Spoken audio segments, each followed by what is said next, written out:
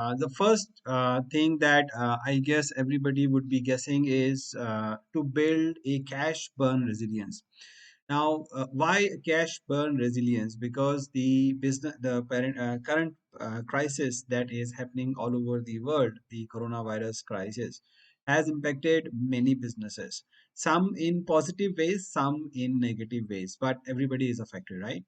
So, many businesses like hospitality, where I am working now, airlines, and all businesses related with the travel are impacted. All businesses related with the peoples who have to travel to get it to, right, maybe like industries, malls, shopping complexes, they are all badly affected.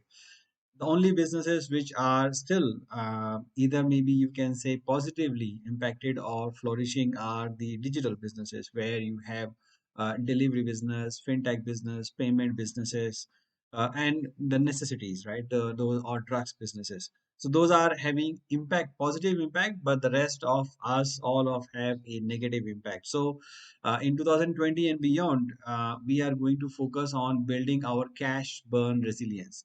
Now, even though, let's say, the business comebacks, our focus in 2022 and beyond will still be to make sure that we are not coming into the same crisis as we are. Many of the businesses are shut down. Half of the whole hospitality industry has shut down. 70% of the hotels, 70% of the the restaurants are shut down. The reason being because they are not able to survive on their cash. Cash is required to sustain your regular rental expenses, fixed labor costs. You cannot fire everybody, so you still need some people's, like, for security, for maintenance, um, for the buildings. You still need offices because you already have equipments, you already have things which you cannot throw away. So you still need space as a rental or as a property tax.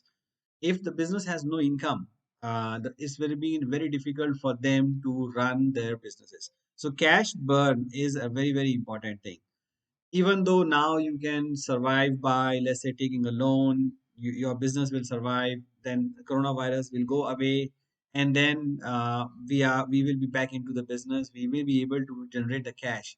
But what we need to do is we need to learn the lesson from what we have been facing now, and build a better cash burn resilience for in case anything of similar scale happens in the world. And uh, with the uh, with the current environmental changes, current pandemic changes, current political situations around the world, it's not unforeseen, or it's not very distant that we may face these kind of situations again. So, with more likelihood of crisis times, CFOs need to build the resilience for cash burn. uh, we need to have a crisis contingency plan for cash burn. So we need to understand what are the levers that are driving the cash in our company, and plan which will have a larger impact on our business to extend the runway. So some businesses, the largest driver of the cash is rental, because maybe their warehouse is rental, their offices are rental, maybe their factories are rental. Fixed machines, does not cost extra cash, but you may need to have the manpower to maintain those kind of things. So some businesses may have higher labor costs, which they don't want to release, because they have trained them well, and they think that the business will continue to come in maybe next 6 months, next 1 year. So they don't want to release them for now. So what they have to do is they have to manage the cash to pay, right? Because the employees, they need to be paid, because they all have their personal expenses. If the business is not taking care of those personal expenses, the employees have to look for something else, and that may cause them to switch the industries, switch the careers, and the companies may lose their star talents, right? Because they may not come back. So the businesses have to prepare a contingency plan. What's the most important for the business to continue spending upon, and how they can manage it to have a larger runway. So this is emergency planning, and we have to keep it on updating, even though we pass the pandemic in let's say in a better hope into by 2022. If the pandemic is over, then beyond it, we still need to have a contingency plan. We still need to have a crisis plan. That's where many of the businesses now are not surviving anymore because they didn't have contingency plan. They didn't have a backup or how they are going to manage the cash flow. They have to switch their gears immediately. Some of them were successful, some of them were not successful. So we need really prompt reports to pull the data for analytics because the situations keep on changing. The levers of the cash burn are going to change over a period of time. So we need to keep an eye on all these levers on how we are spending the money, where we are spending the money, and for that we need data, right? So you need to have your P&L, you need to have all the year-to-date numbers so that we can understand what are the analytics. So we need to have a prompt report to pull the data for analytics. So it's now some companies were not preparing their profit and loss statement of financial statements maybe for a quarter, for a month, for a year. They have to do it now for every month. So the best practice is always a monthly statements so that we could understand faster what is happening in our business. Then we need to also have a very clear and open communication with the stakeholders. Now, during this pandemic, we have learned that alone we cannot survive. Everybody is have a stake in our business. They have suppliers, they have customers, they have administration, governments, employees. All of this are stakeholders. Employees need salary from us, supplier need payment from us, customer need to pay us, and government needs their taxes.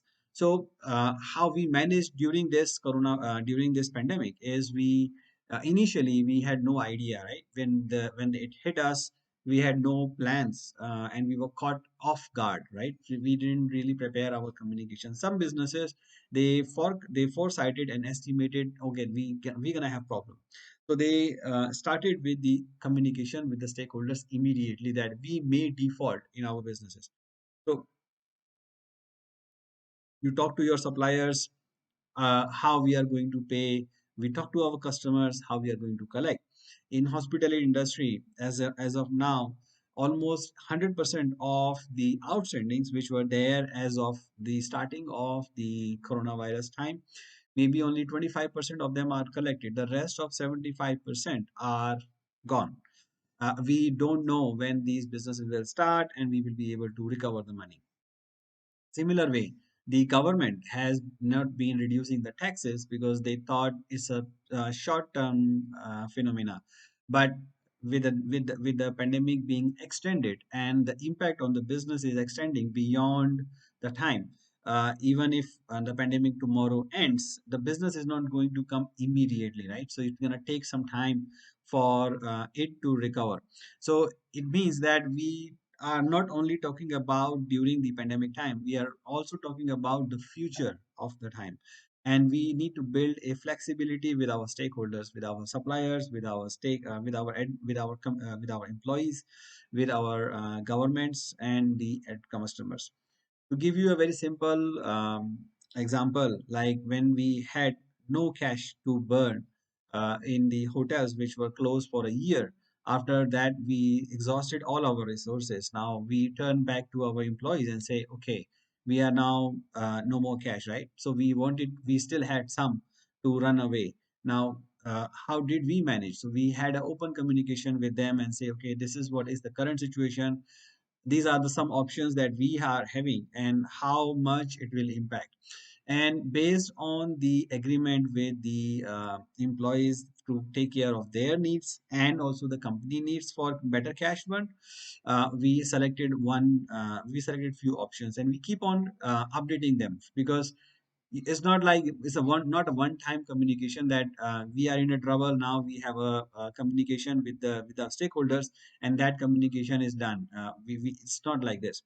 It's need to have a regular communication with them, right? So you need to keep on updating the situation to them so that it's easier for businesses to manage the cash burn. Now, it calls for a negotiation for a quick win-win for with the suppliers and customers. Now, how do we do that? Because everybody has some points which they need. अरे ममता यार इसको बंद कर ले. So we need to have a quick win. So everybody is need something from us. There's nobody. There is not a zero sum game anymore. That you win, I lose. It has to be a win-win game. So we have been talking to our suppliers. We are offering them some cash, upfront cash, and they give us discount. Or we offer discount to our customers for early payments, and then we get our cash, they get discounts. So either way, it's a win-win. Or we agree on a payment plan where they also don't have difficulty in paying us, and we also don't have difficulty in managing our cash, so that we can pay our suppliers and collect from our customers. Similar way, we work out with the employees uh, quick wins like simple deferred plan. So we didn't say that, okay, we are going to reduce the payments for them. What we say is we defer their payments. So it means that whenever we have a better business, we are going to pay them back. And they also don't feel that they lose because of the thing. But of course, they understand that it's a difficult situation, so they are ready to have a deferment. So it's like equity, investing the in employees, investing the key peoples into the business. So that's something called negotiation for a quick win with the supplier. So that's again how we build the cash burn resilience uh, in our business. So it's not only this time, it has to continue over a period of time in the coming days. And since the business is not going to be quickly turning around for many industries, for some industries, it's already being booming. We see around the world, the manufacturing data has been very good. The GDP growths are there, but some businesses are still struggling, especially with the travel and tourism and luxury, because of the low disposable incomes around the world, low and a lot of restrictions over the traveling. Businesses are still struggling. So this focus is still going to be there for at least next 2 to 3 years to continue to have a cash burn resilience. Now, the next thing which the CFOs need to do is to explore the government support. So, governments come up with a lot of plans with the to handle the situation, to handle the crisis.